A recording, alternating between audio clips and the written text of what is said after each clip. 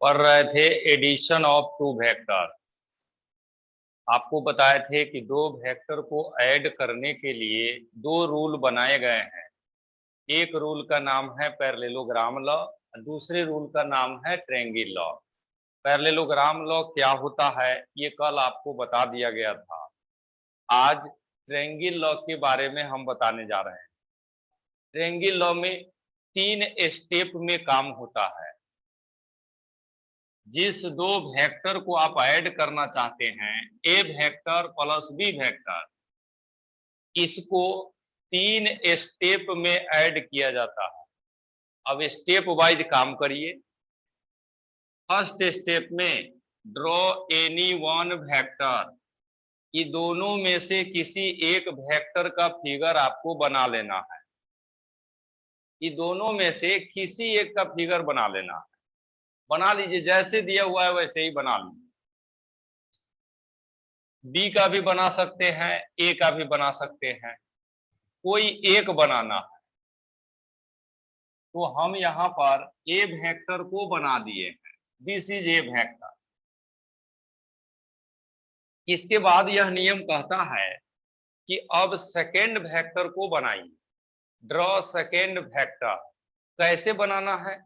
From and point of first vector.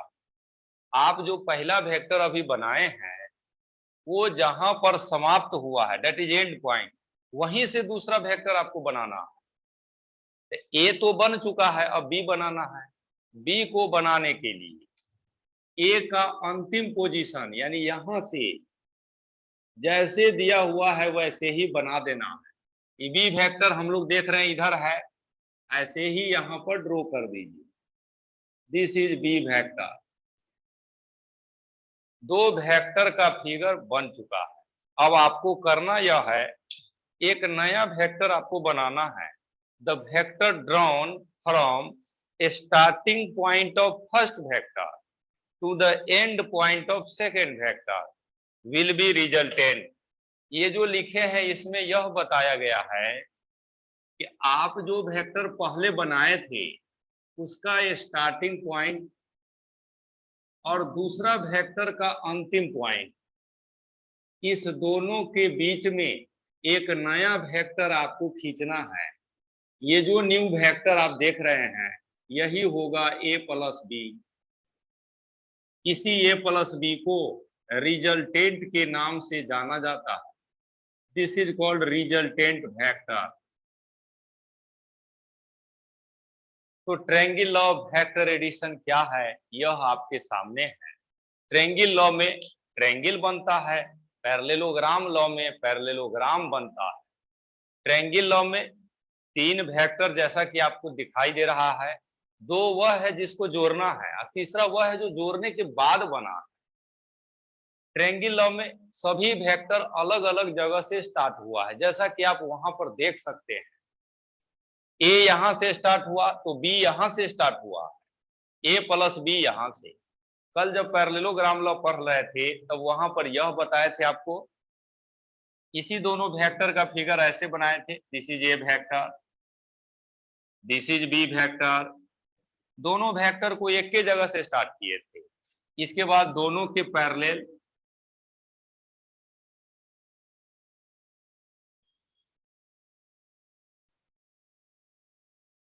ये जो vector होगा this is called A plus B vector.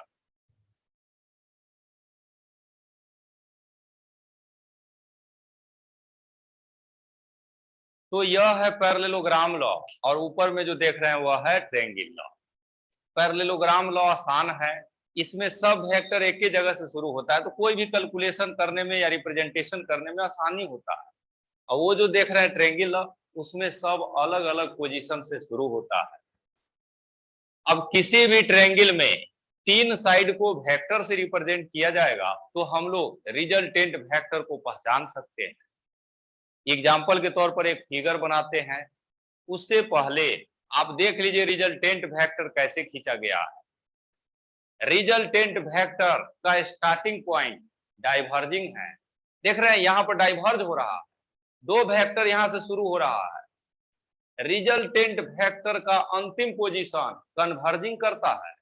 यहां पर दो वेक्टर कहीं से आके मिल रहा है, यह है रिजल्टेंट वेक्टर का आइडेंटिफिकेशन। ट्रायंगल में तीन वेक्टर रहेंगे, वहां पर रिजल्टेंट को पहचानने के लिए ये डाइवर्जिंग और कन्वर्जिंग को देखना पड़ता है। अब बगल में एक फिगर बनाते हैं, देख के हम लोग पहचानेंगे।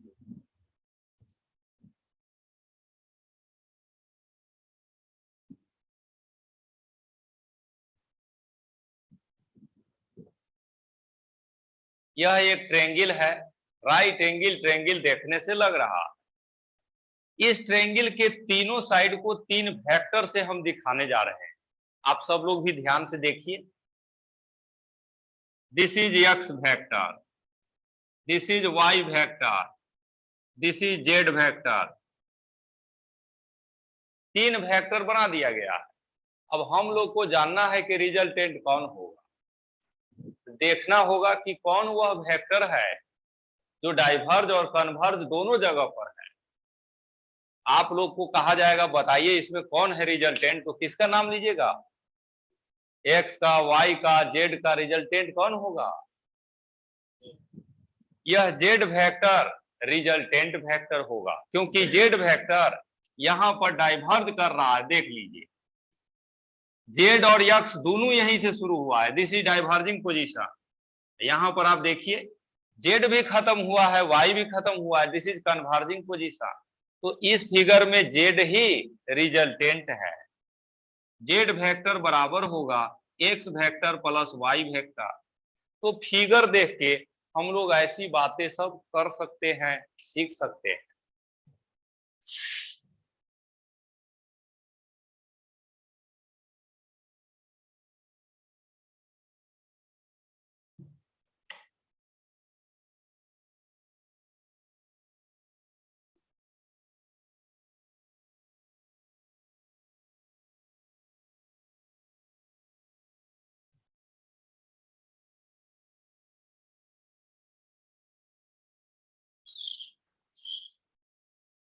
एक और फिगर बनाते हैं, उसमें भी पहचानते हैं।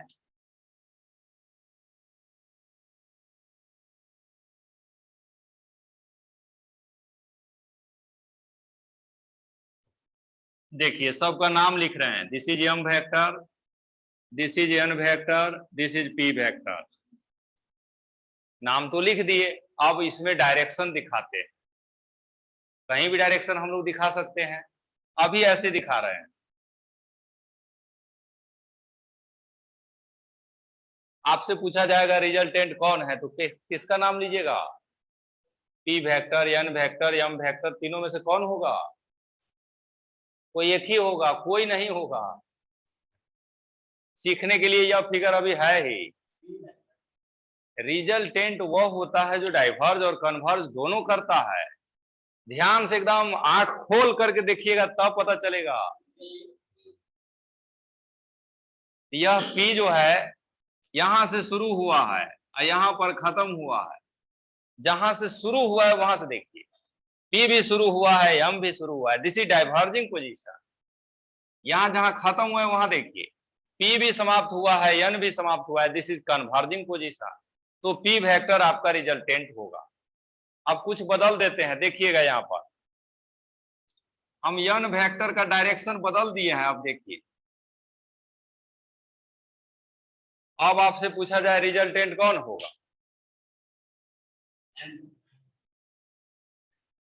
अब रिजल्टेंट एम वेक्टर होगा। यानी किसी एक को बदल देने से बातें सब बदल जाता। तो ट्रायंगल में तीनों साइड को तीन वेक्टर से रिप्रेजेंट करिएगा तो उसमें एक रिजल्टेंट हो सकता है, और उस रिजल्टेंट को हम लोग को ढूंढने आ चुका है। तो फाइनली दो वेक्टर के एडिशन का दो नियम जो होता है उसका पढ़ाई हम लोग कर चुके हैं। पैरेललोग्राम लॉ हो या ट्रायंगल लॉ हो, दोनों से हम लोग कैलकुलेशन किए हैं। ये दोनों लॉ फिगर के द्वारा समझने वाला लॉ होता है, that is diagrammatic representation of resultant vector. अब हम लोग वह कार्य करना सीखेंगे जैसे इस फिगर में ए वेक्टर दिया रहेगा 5 है, बी वेक्टर दिया रहेगा 6 है, तो ए प्लस बी कितना होगा, यही निकालना है हम लोग को। ऐसे देखने से तो लगता है 6 + 5 11 हो जाएगा, 6 + 5 11, लेकिन यहाँ 11 होता नहीं है। दो वेक्टर को जब जोड़ते हैं तो 6 + 5 का वैल्यू 2 भी होता है, 3 भी होता है, 9 भी होता है, 11 भी होता है। क्यों होता है ये अब सीखने का बारी है। इसको सीखने के लिए प्रीवियस क्लासेस में कुछ बातें आपको पढ़ाया गया है, उसकी आज जरूरत है। जैसे magnitude of vector, angle between vector, ये दो बातें आपको आज आना चाहिए, तभी आप वैल्यू कैलकुलेट कर सकते हैं। ठीक है, तो कई लोग आप में से क्लास किए भी है, कुछ लोग नहीं भी किए हैं प्रीवियस क्लास। उन सभी लोगों को कुछ बातें अभी बता देते हैं ताकि वह रूल आप समझ सके।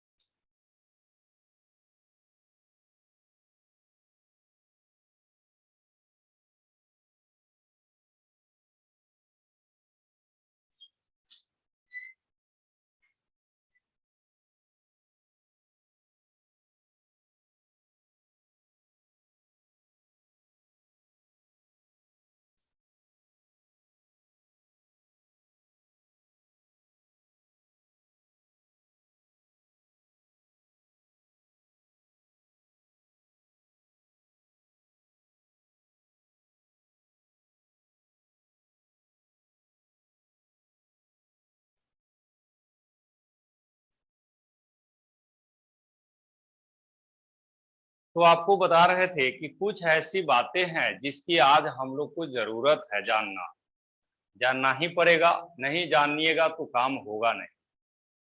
आप सब लोग को एक दिन बताए थे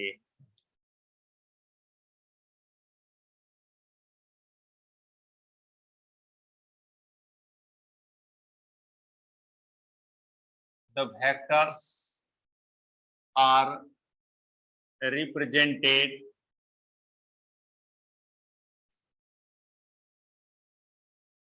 by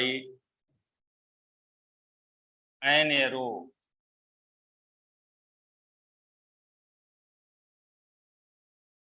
आपको बताए थे कि वेक्टर को तीर के सिंबल के द्वारा रिप्रेजेंट किया जाता है।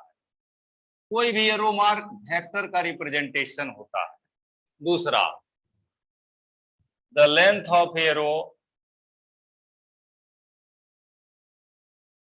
the length of arrow represent magnitude of vector.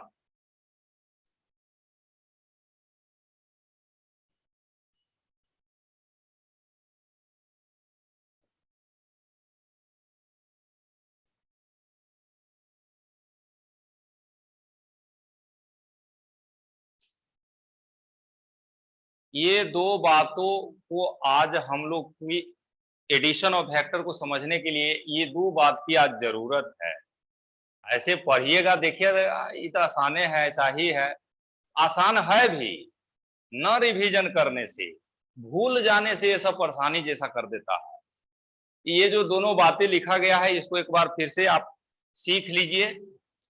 हम बताए हैं कि वेक्टर को तीर बना करके डायग्राम में दिखाया जाता है। दूसरा, इस तीर का लंबाई ही वेक्टर का मैग्नीट्यूड होता है। मैग्नीट्यूड वेक्टर के वैल्यू को कहा जाता है। वेक्टर कितना है, 10 है कि 5 है कि 50 है कि 5000 है, ये जो वैल्यू होगा that value is called magnitude. अब यहां पर एक फिगर बना लेते हैं, देखिए यह एक त्रिभुज है, इसका यह साइड 4 है, यह साइड 5 है और यह 3 है। एक वेक्टर ऐसे दिखाया गया, this is A vector.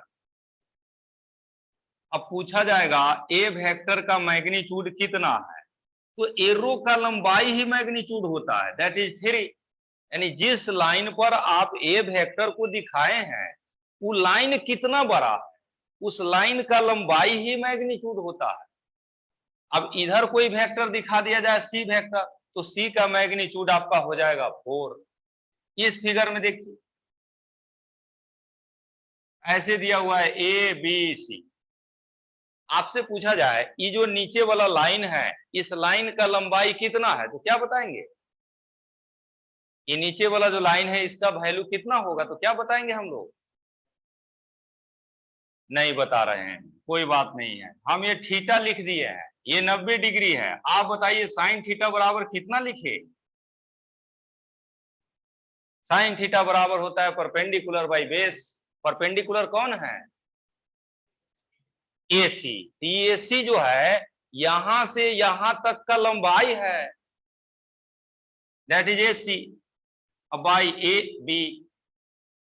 A C जो है यहां इस कॉर्नर से इस कॉर्नर का लंबाई होता है। ए बी जो है वह यहां से यहां तक का लंबाई है। कहने का मतलब मेरा यह कि ये जो लाइन है नीचे वाला, इसका लंबाई कितना होगा? C B. ये जो लाइन है इसका लंबाई कितना होगा? A B. ये जो लाइन है इसका लंबाई होगा ए सी। अब यहां पर हम लिख दिए हैं यक्स वेक्टर। पूछा जाएगा यक्स वेक्टर का मैग्नीट्यूड कितना होगा, तो इसी लाइन का लंबाई, इस लाइन का लंबाई दिया हुआ है कितना? ए बी, तो ए बी लिखेंगे। यह हो गया डिजिट में पढ़ना, ये हो गया सिंबल में पढ़ना। आता हुआ चीज भी सिंबल में आता है तो वह भारी बन जाता है, डिजिट में रहेगा तो हल्के रहता है। इसमें अगर पूछते साइन थीटा तो सीधे आप बताते 4/5। यहाँ सिंबल में था तो चुपचाप थे। सिंबल में पढ़ने में कोई कंफ्यूजन नहीं होना चाहिए, सब जगह रूल एक ही जैसा होता है। अब आगे देखिए, यही वेक्टर है, देख रहे हैं यहां से यहां एक वेक्टर है। इस वेक्टर का लंबाई दिया ही नहीं है, यहां से यहां भी वेक्टर है, इसका भी लंबाई नहीं दिया है, तो इसके मैग्नीट्यूड को कैसे लिखेंगे? ये ए वेक्टर है, इसका मैग्नीट्यूड जब लिखना होगा तो हम लोग क्या लिखेंगे? यह बी वेक्टर है, इसका मैग्नीट्यूड क्या लिखेंगे? यहाँ तो लंबाई भी नहीं दिया है, कॉर्नर का नाम भी नहीं दिया हुआ। ऐसे सिचुएशंस में हम लोग वेक्टर के नाम से ही मैग्नीट्यूड कहेंगे। जैसे ए वेक्टर का मैग्नीट्यूड कितना होगा, तो हम लोग ए लिखेंगे। बी वेक्टर का मैग्नीट्यूड बी लिखेंगे। मैग्नीट्यूड जब लिखते हैं तो तीर का निशान नहीं लगाते हैं। ये था बेसिक बात जिसके आधार पर हम लोग एडिशन ऑफ वेक्टर पढ़ते हैं और कैलकुलेशन करते हैं। अब जो है हम लोग कैलकुलेशन करेंगे, ठीक है। ये सब पिछले क्लासेस सब में पढ़ाया गया है, सब लोग के नोटबुक में लिखा हुआ है, इसको लिखने की जरूरत नहीं है।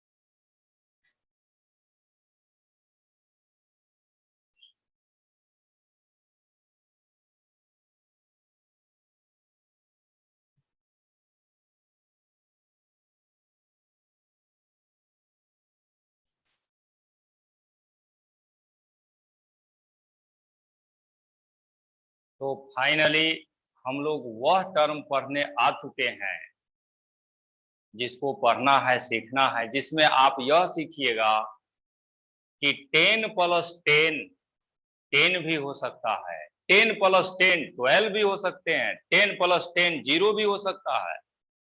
ये सब हम लोग अब पढ़ने आ गए हैं वेक्टर में। तो आज हम लोग दो वेक्टर को ऐड कर देने से जो नया वेक्टर बनेगा उसका वैल्यू भी निकालेंगे, दैट इज मैग्नीट्यूड, और डायरेक्शन भी निकालेंगे। यही पढ़ने के लिए हम दो वेक्टर को लिए हैं। This is A vector, this is B vector. इसको नीचे ट्रायंगल लॉ में रखने जा रहे हैं। देखिए ट्रायंगल लॉ में नीचे बना रहे हैं, यही है ए वेक्टर।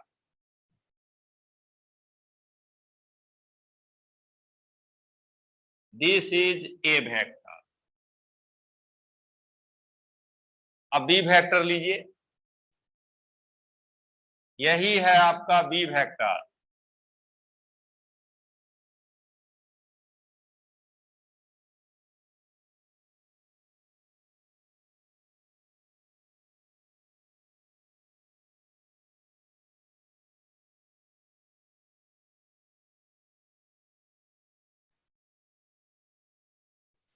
और रिजल्टेंट कहां से कहां होता है वो तो हम लोग जानते हैं, यहां से जाएगा यहां तक, उसको भी खींच देते हैं। पहले ये जो ए और बी वेक्टर आप लिए हैं इसके बीच का एंगल बना दीजिए।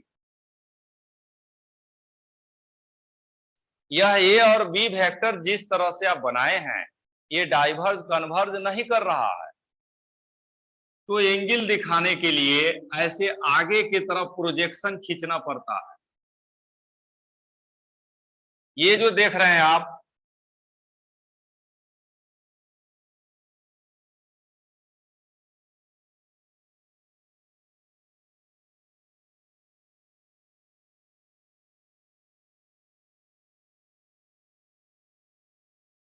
ए और बी के बीच का एंगल यही है, this is theta, angle between vector A and vector B.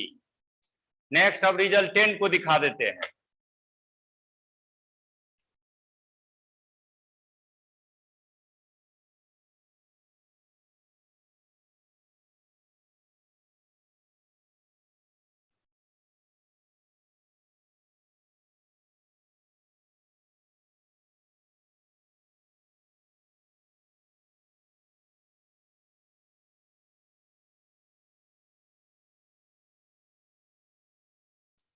आज जो है हम सब लोग इसी का वैल्यू निकालना चाहते हैं। वैल्यू निकालने के लिए सब पॉइंट का नाम दे देते हैं। जैसे इस पॉइंट का नाम देखिए, हम लिख दिए हैं ए, इस पॉइंट का नाम लिखे हैं बी, और इस पॉइंट का नाम लिखे हैं सी। नेक्स्ट, यह नया वेक्टर जिसको आप रिजल्टेंट कह रहे हैं, यह ए वेक्टर के साथ कुछ एंगल बना रहा है, उस एंगल को यहां हम लोग लिख देते हैं। यह वह एंगल है जो रिजल्टेंट वेक्टर के द्वारा बनाया जा रहा है। इस एंगल को हम अल्फा लिख दिए, और कल आपको बताए थे जो एंगल रिजल्टेंट बनाता है उसी को डायरेक्शन कहते हैं। यानी इस फिगर में आप अल्फा का वैल्यू अगर निकाल लेते हैं तो वही रिजल्टेंट वेक्टर का डायरेक्शन होगा। यहां पर लिख देते हैं alpha, this is direction of resultant,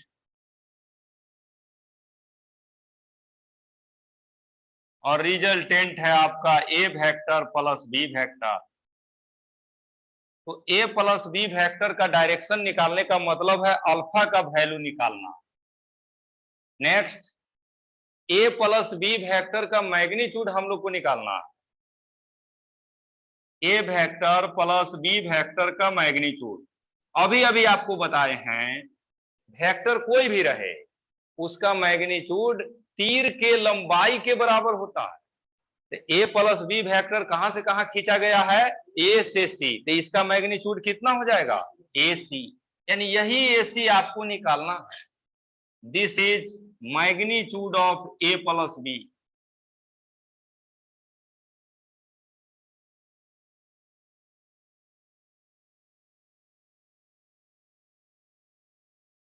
तो आपको क्या निकालना है वो समझ गए। आपको एसी, इस ट्रायंगल में एसी कितना होगा सो चाहिए। एसी निकल गया वही रिजल्टेंट वेक्टर का वैल्यू होगा, अल्फा निकल गया वही रिजल्टेंट का डायरेक्शन होगा।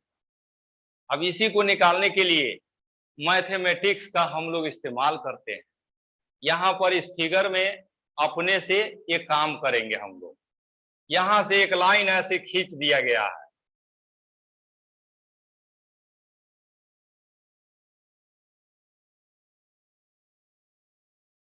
देखिए यह लाइन हम यहां पर खींच दिए हैं।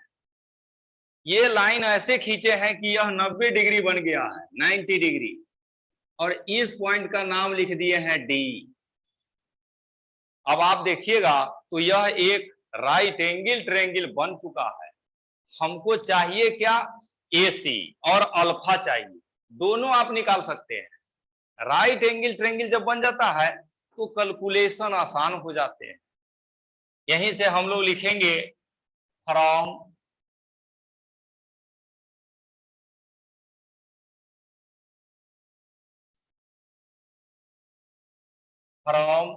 Right angle triangle ADC, ADC triangle लिए हैं, ठीक है। हम पाइथागोरस थ्योरम यूज करेंगे, बाय यूजिंग पाइथागोरस थ्योरम।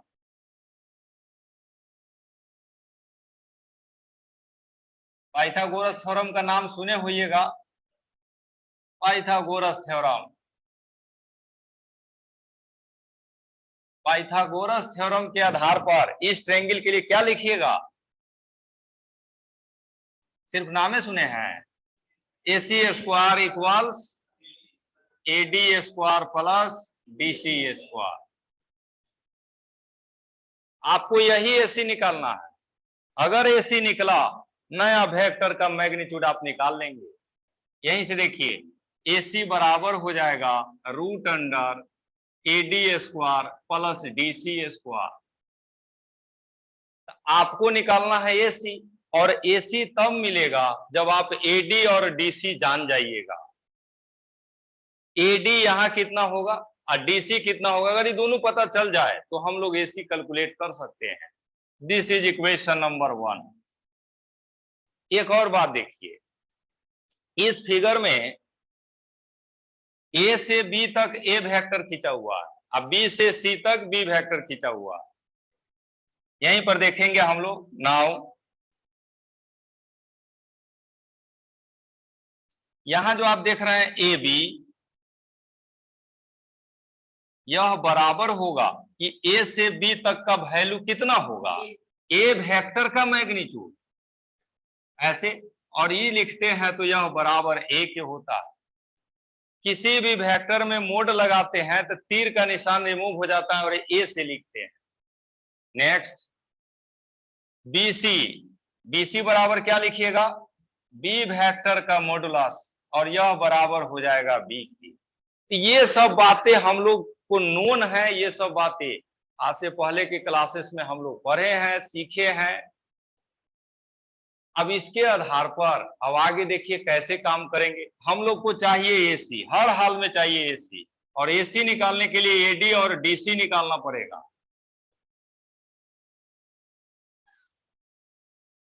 अब देखिए यहां पर फ्रॉम राइट एंगल ट्रायंगल, कौन ट्रायंगल है, BDC।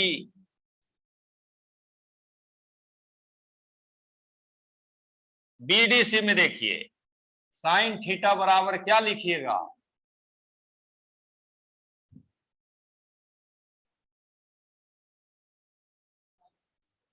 DC by BC।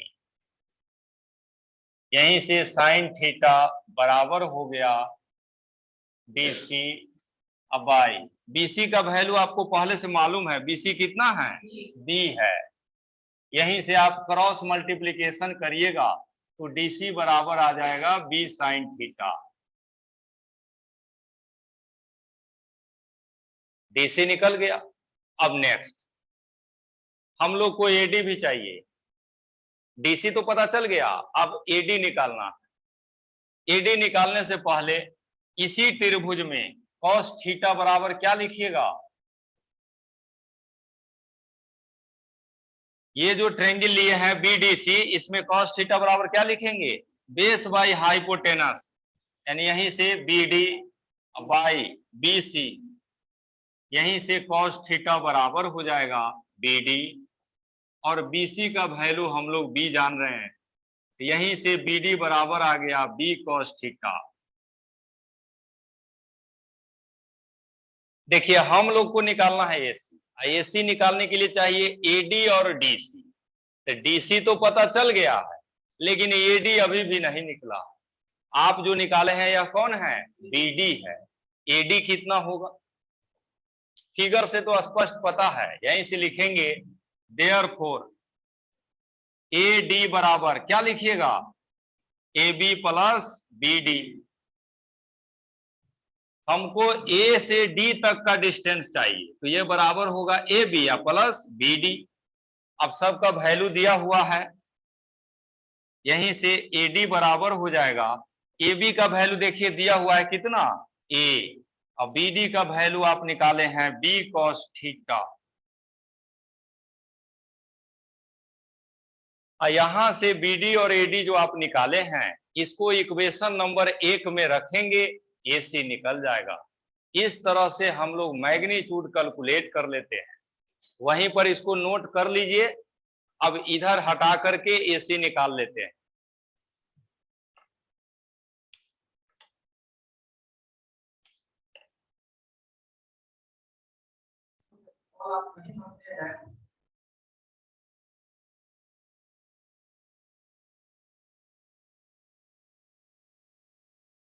अब यहीं पर लिखेंगे by putting the value of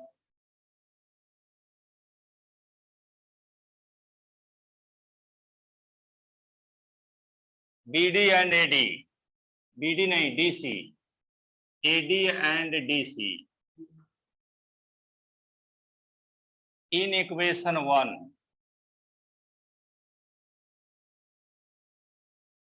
यहीं से आ जाएगा AC बराबर रूट अंडर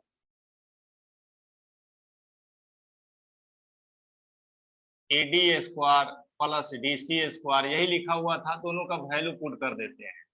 AD हम लोग लाए हैं A plus B cos theta,